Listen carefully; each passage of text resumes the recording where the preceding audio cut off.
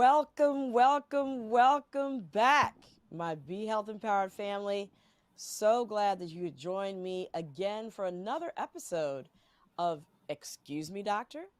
My name is Dr. Melissa Clark. Of course, please call me Dr. Mel. I am delighted to be here again with you to do what we've been doing every week, which is making sure that you have the information that you need to make the wise health decisions for not just yourself, but your family and even for your community. So we are, live here.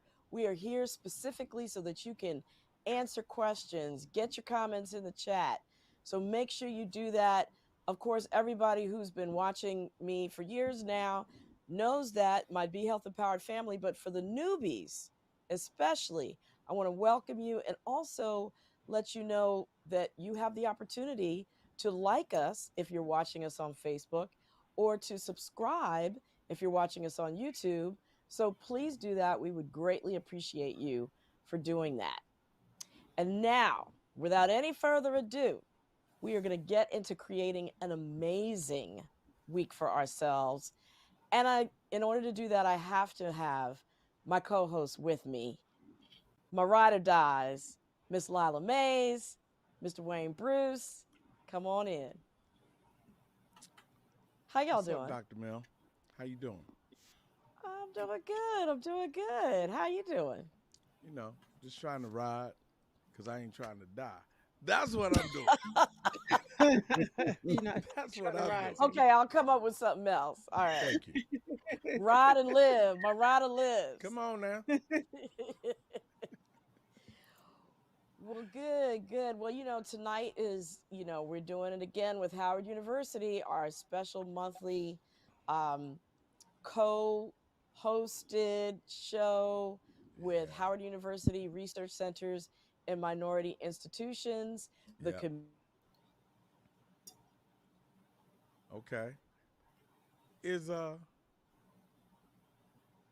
He's Lila, Mercury and Mercury. are we are we gonna get Dr. Mel back? I think Dr. I'm Mel, sure we're gonna get Dr. Mel we're back. gonna get back. It's This is Monday. our Monday this is is Monday. it is Monday.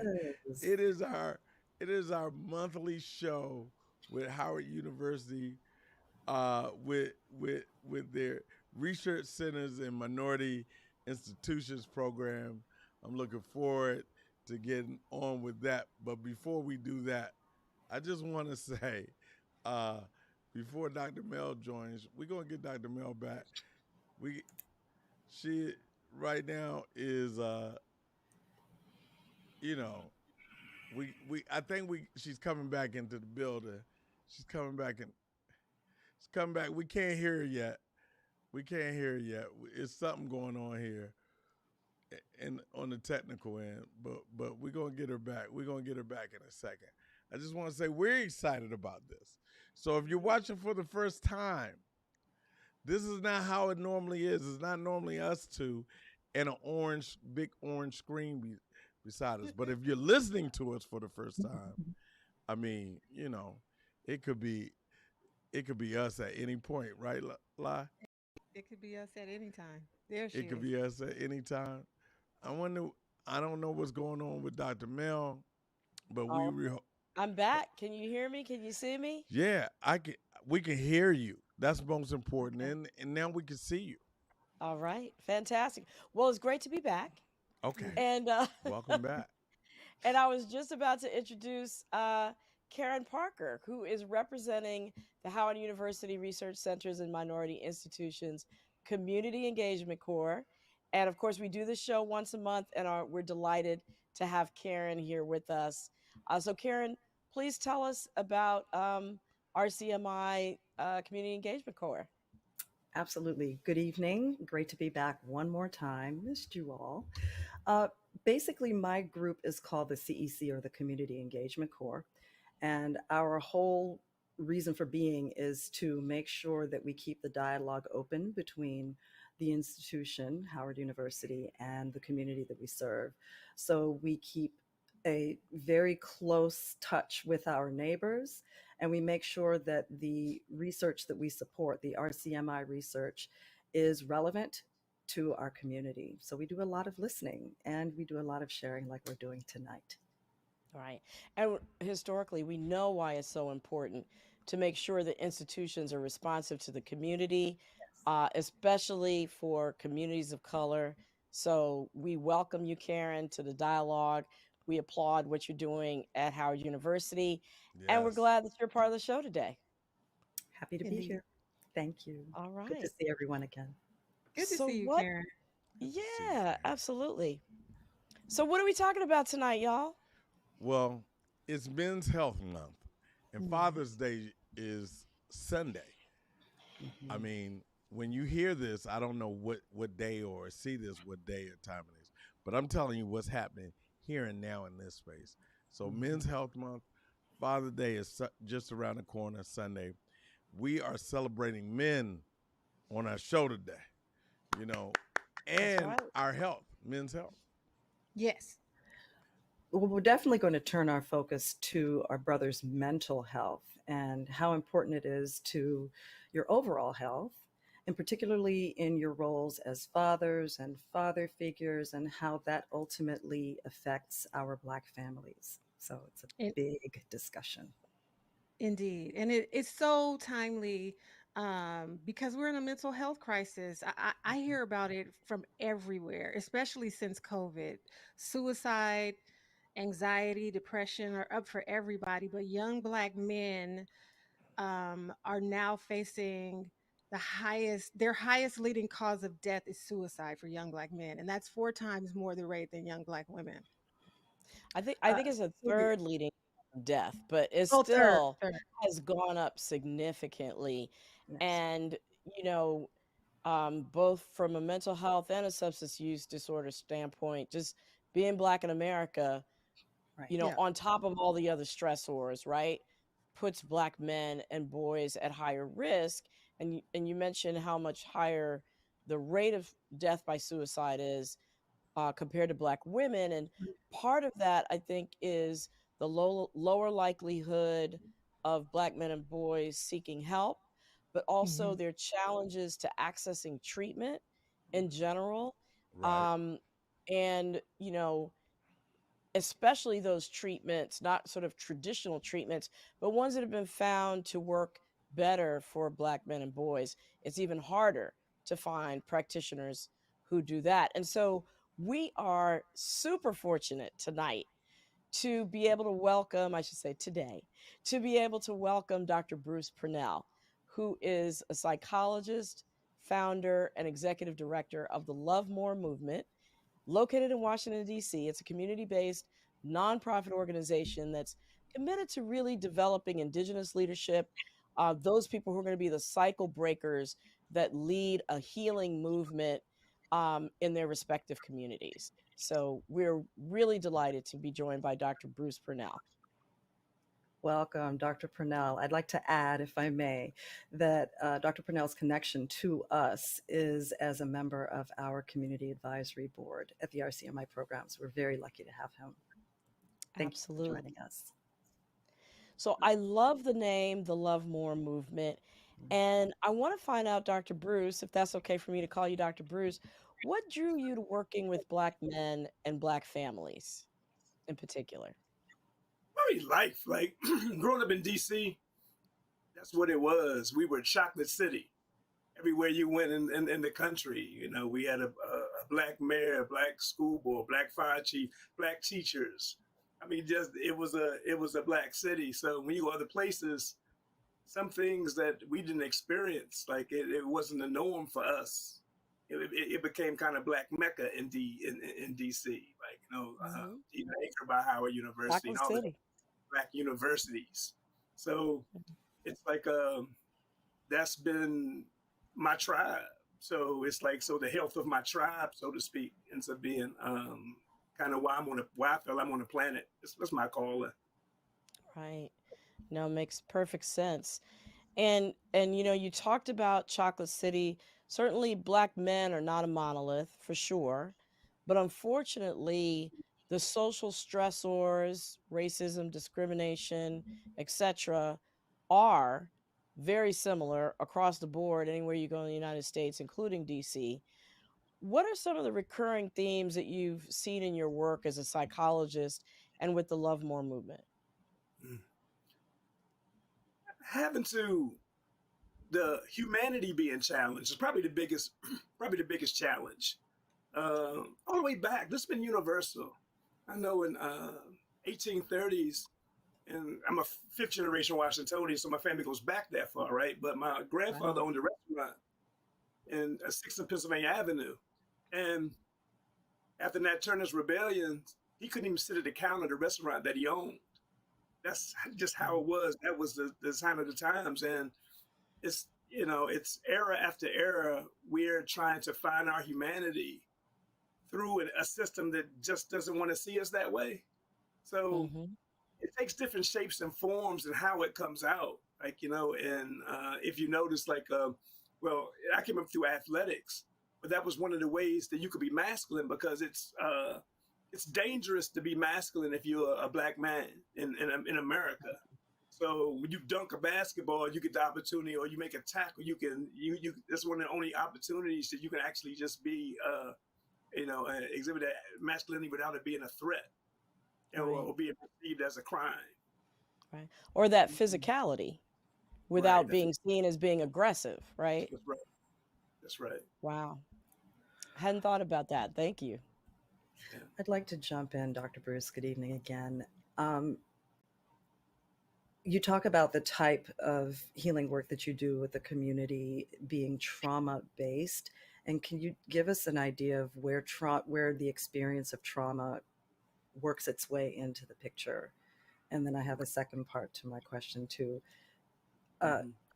For those who don't experience trauma firsthand, why is it important to focus on healing those traumas in those people? Yeah. And so the healing piece. So kind of my push to the trauma informed movement. It's important to identify the pain, but we have to have pathways to the healing piece. So a lot of times we'll say healing informed. Like we get, it's like being slavery informed doesn't mean you're on a pathway to freedom. Being trauma informed doesn't mean you're on a pathway to healing. So the idea of being able to know that you're moving to joy. So that piece is key because the trauma, it's not the event that happened, it's what you take away from it, right? Because it's like, the body remembers, the body kind of keeps a score, but the soul is what is affected by it. So the spirit walks through this piece, and now, the spirit learns through the body to avoid. Life is going to be about avoiding the next trauma. And that's why we have to watch how we use resilience. Because if we think resilience the goal, then I'm going to be strong enough to endure the next trauma. But resilience should be a tool to get to joy. So as I know, like, I'm moving out of this pain. So I'm identifying it and moving out of it. And then I can start activating my greater gifts and that ends up being moving toward mental wellness.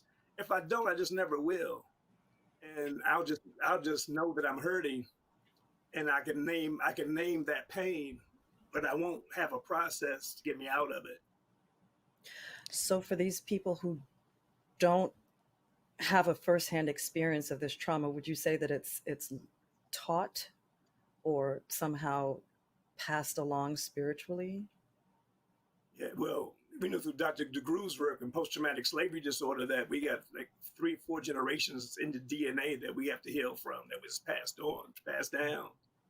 But like if you remember the first learning Black history, it's vicarious trauma. Like, sometimes it's no debriefing. The first time they sat us down to watch Roots, and we're like, oh my gosh, like, it does something to us. Yeah. Like, and depending on how you get debriefed from it, depends on like the process the stages that you go through. And you start to learn like, wow, if I'm perceived that way, how do I respond to this? Like, what is my response to it? Yeah, I'm going to be either depressed or anxious in this piece, because what else do you do? Like, if a community is depressed as a norm, there's no diagnosis for depression because that's the norm of the community. If the expectation is that we're going to be depressed, then, Right. and that's kind of what you see, like, and where, Baseline. unfortunately, passing on legacy to our children that it's the norm. So you got to be resilient enough to endure and overcome the next trauma, because trauma is going to happen. Right. And thank you for making that connection with the trauma um, affecting us physically and then being passed down. There's studies around that what you mentioned around post-traumatic slave syndrome. There are studies that have been done in other populations that have not experienced as long of a trauma as African Americans have in this country. So, namely, the Jewish Holocaust, the Dutch potato famine, which were, you know, time limited experiences that were much shorter than slavery. They found that women passed on certain changes in their genes to their offspring, who were more likely to have depression, post traumatic stress, high blood pressure, obesity, heart disease. And so I thank you so much for bringing up that connection between trauma, what happens to the next generation, and also our mental health and wellness. So, given all of that, where can our Black men and boys who are going through many of the things that you just mentioned, where can they use the most support when it comes to achieving joy and achieving mental wellness? I think initially, so breaking the stigma from mental health initially, and not to be so for everyone to get a pass. So if I know that I'm not being judged based on my experience or based on the help that I need, then I can be open and honest, uh, about what's going on. So I would say number one, the brave space. We use brave space instead of safe space because safe space has kind of become cliche. Like I may come up out and say, "This is a safe space," saying like it's safe for everybody. When I feel, when I trust the space enough that I can be open and honest about how I think and feel, is kind of when the healing begins. So I say that Hmm. across the board, universally, we need a brave space to be able to even articulate what's going on with us. Wow. So really creating a brave space for men and boys to be able to step into and express their feelings. Exactly. Wow. Okay. Okay. Did you have a question, Karen? No, I didn't. I'm just sort of absorbing what's being said. So Right. Yeah. forgive me for making the noises, but this is Yeah. I'm No, learning. I'm learning. I am too. So, I the next thing I want to ask you about is sort of, getting to that mental fitness, that mental resilience, um, and how our self-perception, or the self-perception that Black men and boys figures into that. And the reason I'm bringing it up is because people who have watched the show may have heard me refer to the telomere study, where they looked at the DNA of Black men in this one particular study, who had admitted to being exposed to racism, right? And they did a psychological assessment, and they found that those people who internalized and their self perception changed negatively because of the exposure to racism, it affected their DNA and made their DNA age, if you will, versus those individuals, those Black men in the study, who did not let those experiences of racism affect their self image. Their DNA was healthy and appropriate for their age, right? So, how do you not internalize racism Hmm. and the negative images of Black men that are out there, constantly bombarding you? You have to rewrite the script. You have to rewrite the script. And that's the only way. And it's hard sometimes because we don't know it's a script. Sometimes we think we came up with this stuff. And we need it desperately. I lived through a change of the narrative where we went from soul to trap. We listened to soul music. We ate soul food. We watched Soul Train. At every party, we had a Soul Train line where everybody got to come to the middle and shine, right? So you couldn't separate spirituality from us and language and the label. I rarely hear it now. Mm. And I'm like, damn, we gone from soul to trap.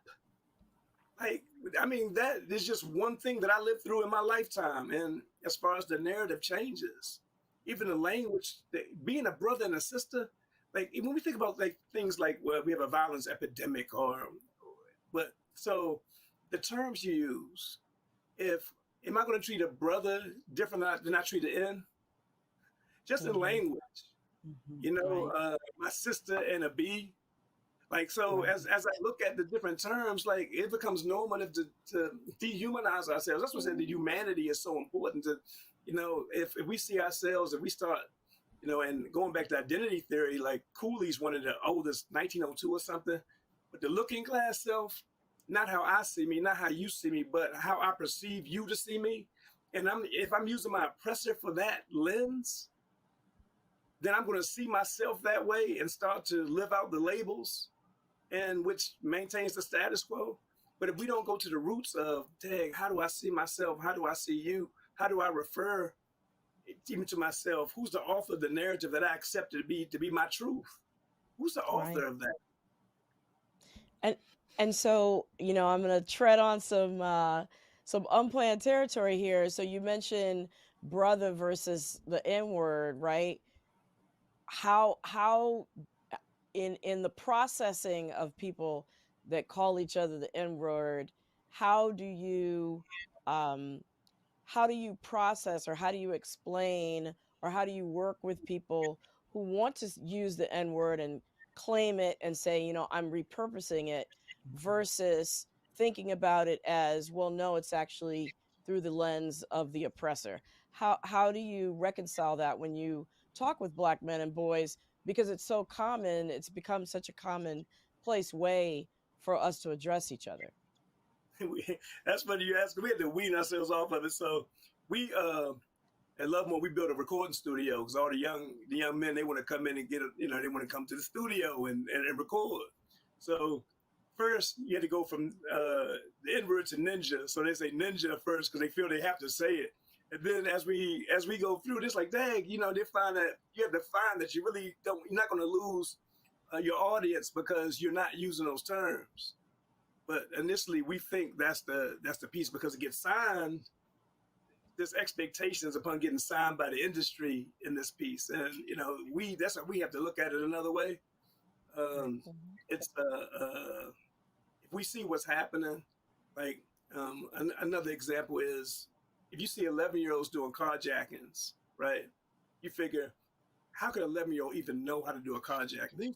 They're playing Grand Theft Auto at 5. Yeah. Where Mhm. it's the norm. Like it's like some stuff it shouldn't be so hard to figure out that some things like play has a social function about like how you start to learn about the world.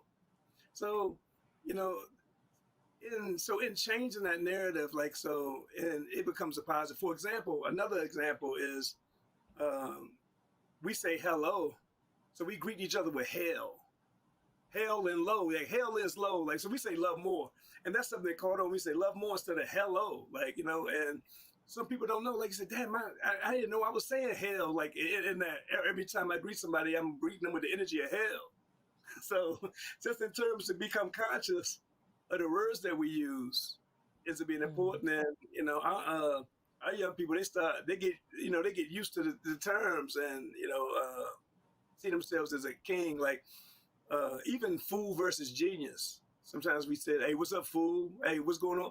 And I say, try genius." Like, I didn't want to say genius, but after we start, we kind of rewire our own programming and see, like, okay, like this is a language leading to our own destruction. So there's power in words, It's power in in a way. words, you know. Yeah. Even as we're adults, I mean, I'm learning to reprogram my language as well. Um, I wanted to see if I could jump back in here and talk about, since you're speaking about talking to young folks, there's yet another stereotype of the absentee Black father that we have to deal with. And I'd like to get your perspective on where that came from and how that differs from the actual recorded facts, and how that in turn factors into a brother's self perception, and how that's passed along to their young folk. Wow, I that's know it's powerful. heavy. And it's really not, but it's good. And I want to give a shout out to Child Family Services in DC, Mm, because they're actually dealing with this piece by adding fatherhood initiative to keeping DC families together. So, and I say that because with Child Family Services, the fathers were legislated out of the family for services to happen. Which is, if you remember the movie Claudine, they showed it really well yes. in Claudine when she had to hide the toaster and James Earl Jones was in the closet holding stuff. It's like, oh gosh, like, the social worker comes to make sure there's not a man in the house. So you can get a place if the father's not connected. And then you come like 20, 30 years later and say, well, where are the fathers? Yeah, for us to get a house, the father couldn't be connected to this. And Mhm. intergenerationally, it happened because the daughter knew that if she had a child out of wedlock, then she could get her own place. And that's kind of how it moved in consciousness. So, this is through, it was intentional. But we just didn't understand it. Like, we didn't understand it, and then, the whole I can do bad by myself kind of piece. Like, we don't, again, we follow the vibe. We don't understand the author, where this is coming from and where it leads. So it's like, okay, if this is the piece of, it's like it's something wrong with the black man just for being a black man. So now we can cut off like all the roots of everything that happened and understand just, oh, there's something wrong with you. And until you get it together, then you need to remove yourself from the family situation. Or we don't need you for the family to be okay until we find out that we do, because that balance isn't there. You know how many children speak and they're like, first they have hope, hope, hope that they're going to see their father. Then they resent the fact that he didn't show up. And they're like, I hate him. And it becomes that over time. And it's like, wow, like, if you knew how important that was. But children hold that resentment and they'll feel that why wasn't I important enough, or wasn't I loved enough for him to even care if I live or die? And they want to know, like later on, first you resentment, then you want to know why isn't my father in my life? Of course. And sometimes you don't get that until you're an adult, an understanding of what happened. And for many of us, like it's like it's this story goes on and on and on, and it cuts through socioeconomic status and everything, because a lot of people have a story, even the social workers and stuff, they don't talk about it, but when you talk to them, it's like, yeah, me too. It's like, me too. Yeah, all kind of things that happen that we don't talk about. So So how do people even learn to find the language to talk about that? the brave space again. And like sometimes we skip past it because we don't understand the importance of it, even in a relationship. Imagine if you started out and you knew that whether it's good or bad, whatever, I can be open and honest with you. Mhm. Like, and we're gonna do that. And no judgment, no filter, whatever we're gonna be open. And we don't have that. Sometimes with our parents, we don't have it. We form compartments. And those compartments become who knows what they become. We have whole nother Mhm. lives sometimes. So when we have a brave space, we can be open and honest about what's going on with us. Then now the truth can start coming out. We can start really healing. But I think it's important that we know that we need to seek counseling, seek professional help to help, Mhm. help us to get to that brave space. It's not necessarily for most people something that's going to happen spontaneously. And I Not at also all. wanted to point out too that, even the CDC has done studies, and despite the popular narrative that Black fathers are not involved in their children's lives, they actually showed in a 2013 study that Yes. Black fathers were more involved with their children's lives compared to other racial groups. It might not be in that traditional family unit, but there's still that connection. But you're right, there's a lot of trauma that has resulted from um, from fathers not being in the lives of children that persist far into their adulthood. Absolutely. Sure. We have a 40-year war on drugs. But even though we say war on drugs, we don't understand that it really was a war. And after war, you're supposed to have a reconstruction time of repairing, and we just never had that repairing piece. How many brothers went to jail during that time? Right. Right.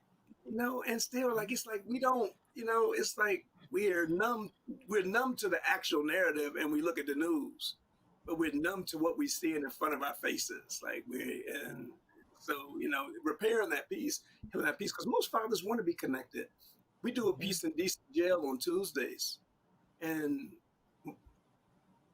at least 50, 60% of what we talk about is how do I reconcile? How do I father from being incarcerated? Like, how do I do it? I want to make sure my children know that I love them, and things like, that's the conversation. Wow. Mm-hmm. So the intent is there. Yeah, It's just how do you get to it? Yeah. And to quote one of our more famous poets, Favor Flav, don't believe the hype.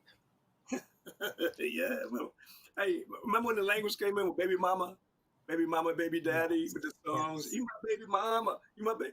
Hey, now it's a demographic category. It was a funny song, and one where people was laughing, and now it's a demographic category that we take as a norm. Isn't that something? I'll never forget watching the local news here. One of our Black women was talking about her child's father, and her colleague newscaster said, "Oh, you mean your baby father?" And she said, "No, I mean the father of my child." Right? She had to correct him on television from using that narrative, that trope. Unbelievable. Right? Yeah. Unbelievable. Yeah, but you're right. It just seeps into our consciousness, and we accept these things as the status quo, the way that things are supposed to be. That's right. So I guess I'm going to be the one to ask politely for a pivot. You already started talking about having brave spaces, and I want to acknowledge that not only is June Men's Health Month, this month is also Pride Month. And there is documented research on parenting in the community of Black men who have sex with men. We're just going to use the acronym MSM. And it shows that almost half of the sample of 199 men in the study reported being a father or a father figure. And almost 1/3 indicated serving as a caretaker of a child, and 1 in 5, or 20%, have a biological child themselves. So I'm bringing this forward to remind everyone that the bottom line is that men who have sex with men are also fathers and father figures. So I wanted to ask you, Dr. Bruce, whether there are additional issues or traumas that Black MSM fathers and father figures face, and how do we address that in the context of your work? Yeah, it's a bunch of issues. I mean, it's a bunch of issues. Mm-hmm. We address it because one of the statements would be like, if you knew that your body was a machine designed to allow your spirit to experience the physical world, would that change your life? Meaning that, like, so if you can see that the energy, you are energy, that's the body's just a machine, but you are inside there somewhere, right? So you really don't have a gender for real. Like, so if you can look at the energy of you can drop all of that. And I'm like, why do we have to preface who I have sex with to then discuss what I do next? Like, I think that we got to move past the labels and move toward humanity and just deal with humanity. Like, and because like, it's so many things that I don't know which way it's going now. Like, so, because like the gender inconsistency, we don't know. So this has nothing to do with who one chooses that. The inconsistency. And so if I choose to identify as a woman, then would I be a father? You know what I mean? Or would I be a mother? What does that mean? It's things that we got to figure out. Because if gender itself is wrong, say we say gender is wrong, and everybody should be to establish their gender at 16 or something. Whatever it is that this is going to be, like, we got to figure that piece out, because right now it's a lot of confusion. And so I'm for just being human, dropping the labels, and connecting through the vibration of love. So we really I'm like, because I don't understand all the labels. So, but I do understand the humanity of us, and so in that vibration of love, I can deal, and I can connect with you there, and so at that point, we're loving children, and children need to know that they love. They don't, all the other stuff is not what they really. They just need to know that somebody loves and cares about them, Right. Yeah. I mean, I would tend to agree with you, but I feel like in this conversation of what it means to be a Black father, what it means to be a Black father figure, the fact that Black father energy needs to be present for guiding youth, how do we reconcile the two? Yeah. I think I'm back to that brave space again. We need to be able to talk to each other. And, at what point can I drop everything and just accept you? Like, again, back to the energy of you, whatever that energy, however that energy looks, we both have masculine and feminine energy. All of us do. Yes. So whatever that ends up looking like, whatever that feels like, if we can move to that point and, share humanity, because our goal really is to share humanity. Yes. Share humanity through a vibration of love, period. So we're having phenomenal moments with phenomenal people, period. Outside of that, I don't know, like, I'm committed personally to enjoying life, and the kind of movement is based on that, like, commitment to enjoy life and love each other.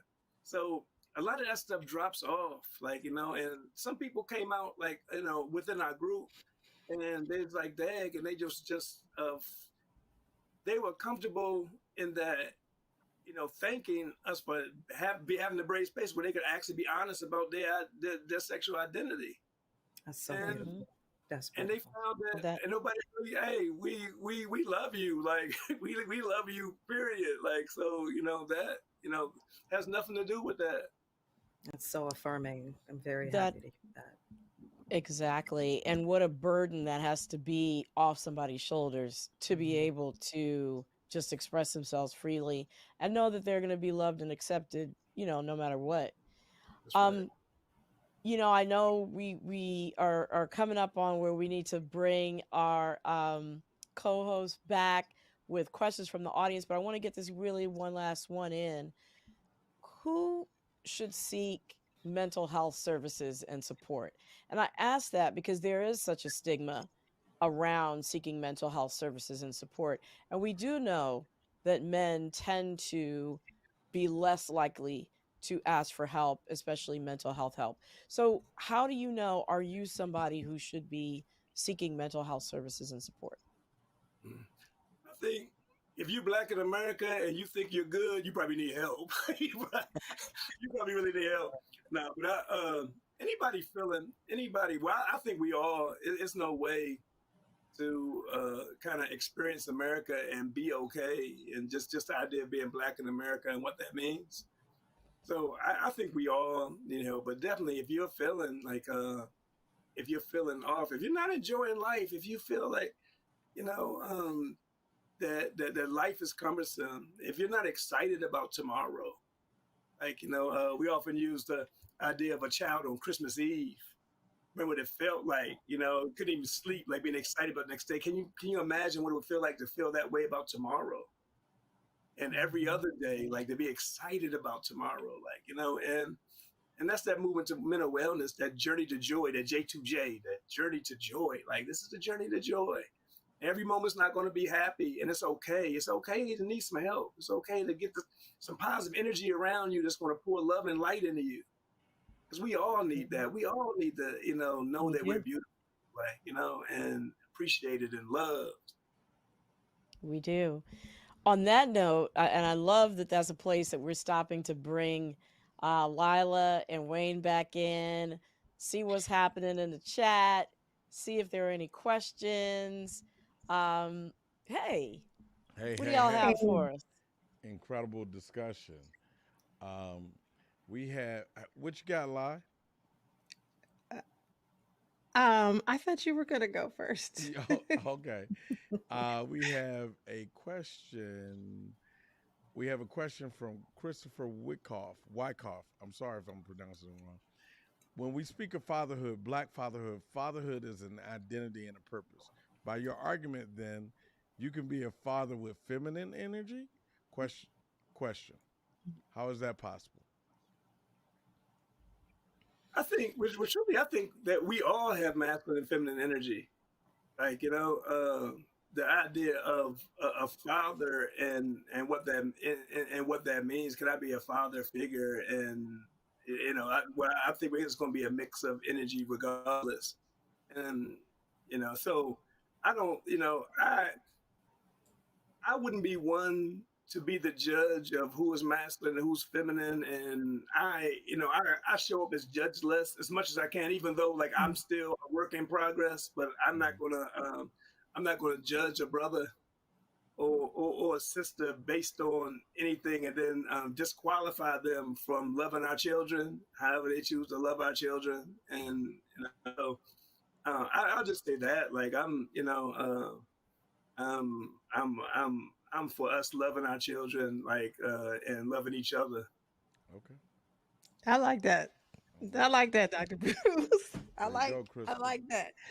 Um, all right, this is for you, Dr. Bruce. What are some of the areas of strength that you see in our communities that allow for resilience? Like anybody who's been through what we've been through and can still love, it shows that we are love. Like still, like all that we've been through, like we still, like we even though we're being led to believe that we don't love each other, Yeah. the core of us is definitely love, right? And and we feel it, like, so, and also trust. And sometimes we don't know that some of us, like, during the Underground Railroad, you might have left from Maryland Eastern Shore, went all the way to Canada and had nothing, like no shoes, no food, and you had to trust people along the way that you didn't know to get to. Mhm. So you can't then tell those people that they don't trust each other. Like we're definitely trusting and we're definitely loving, and we just have to, let's say, reimagine the family, reimagine us. Like, Yeah. it's a different narrative. That's our core truth is so much different. But yeah, we have so many great qualities. We're so creative. We're such an electric people. Everywhere we go, like that's why they ain't let us leave.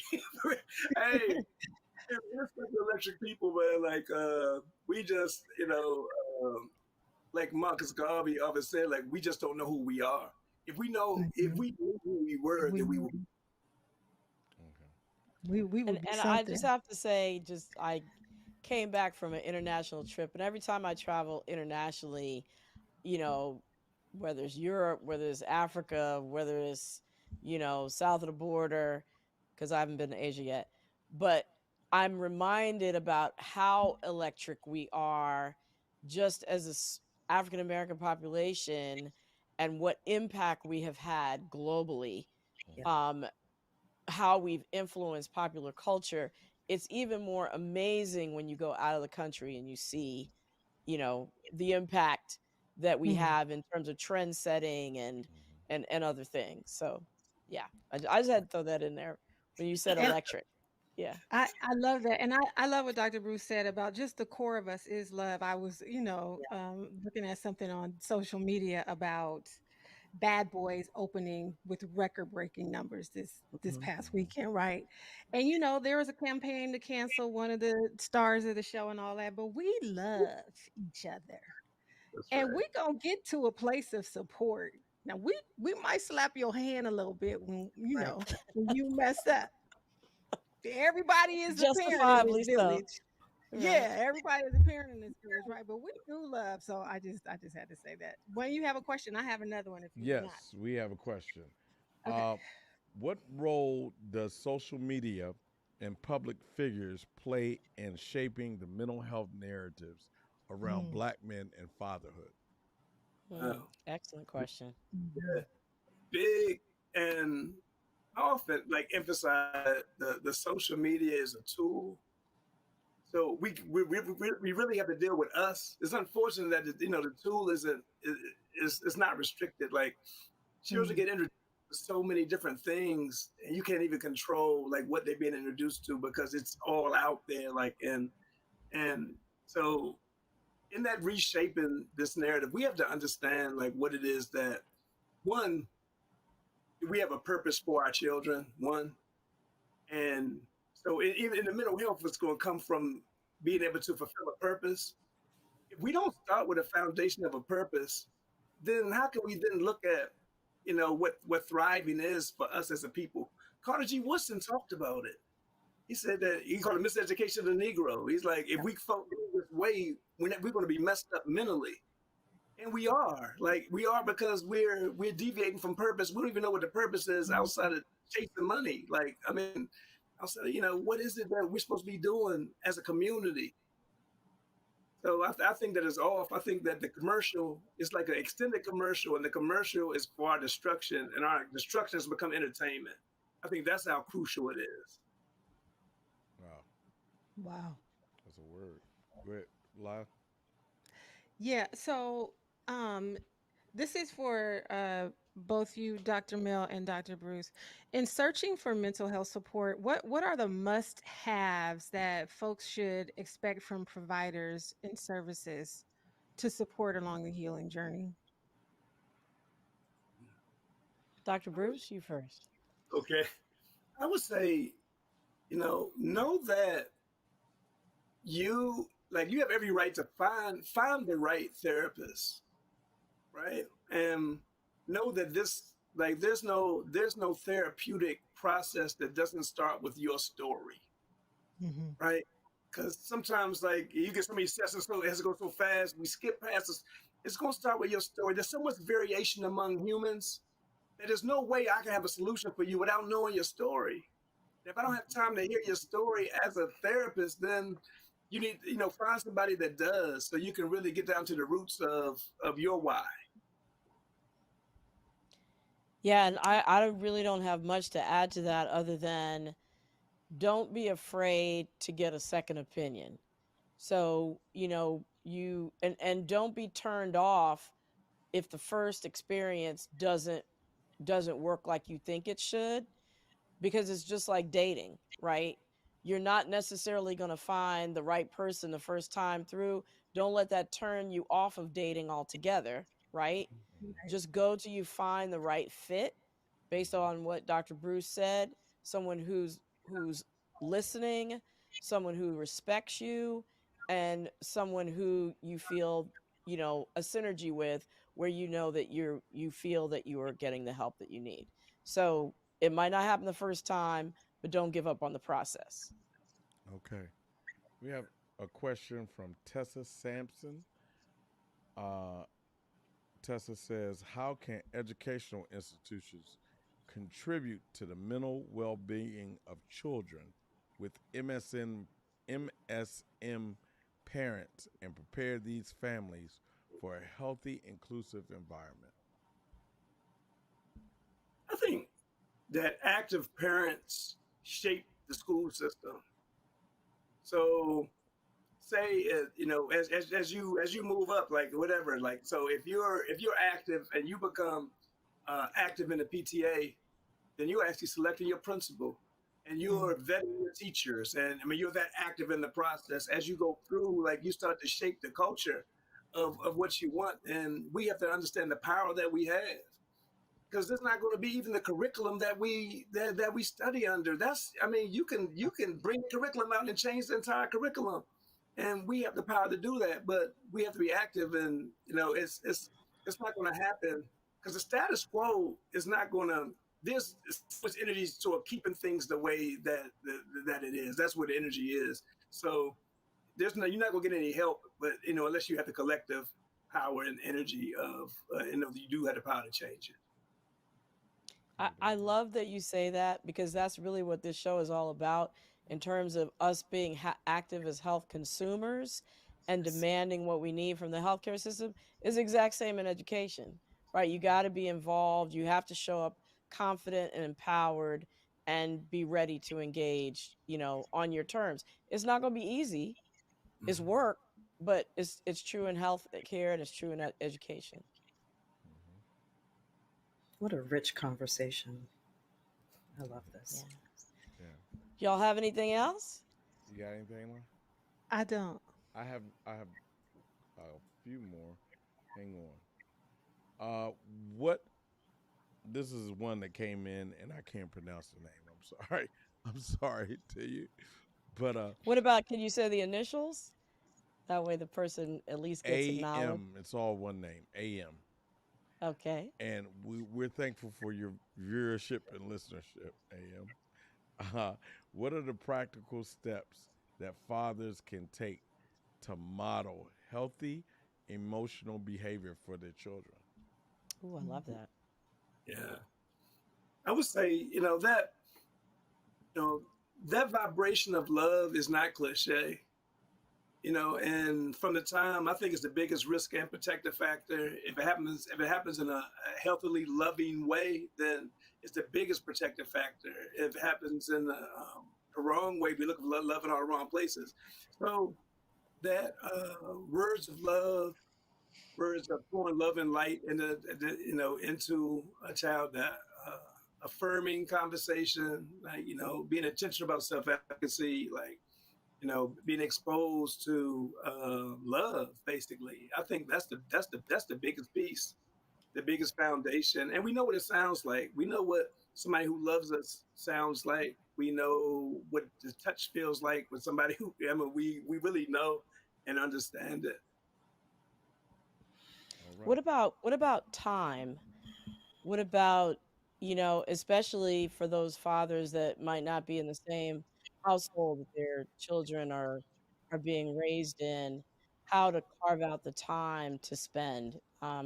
Is that is that a factor as well? No, no, I believe so. And I believe that's going to come. Like, we tend to connect with what we love, and that's why constantly, if I find that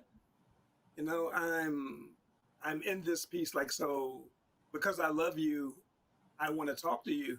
I want to know you're okay. I want to see you. I want to affirm you because I love you. And if it doesn't do that, then it's because I'm supposed to. It's different than because I love you. Because I'm Mm. supposed to, I'm checking the box, and it doesn't. I don't know that that's sustainable. And Mhm. I really believe in my heart of hearts that we're capable. And if once we reintroduce to that whole vibration of love, and that it feels so much better than anything else, then we'll connect that way. But yeah, I definitely think that time. But I think that time is going to come through love. All right.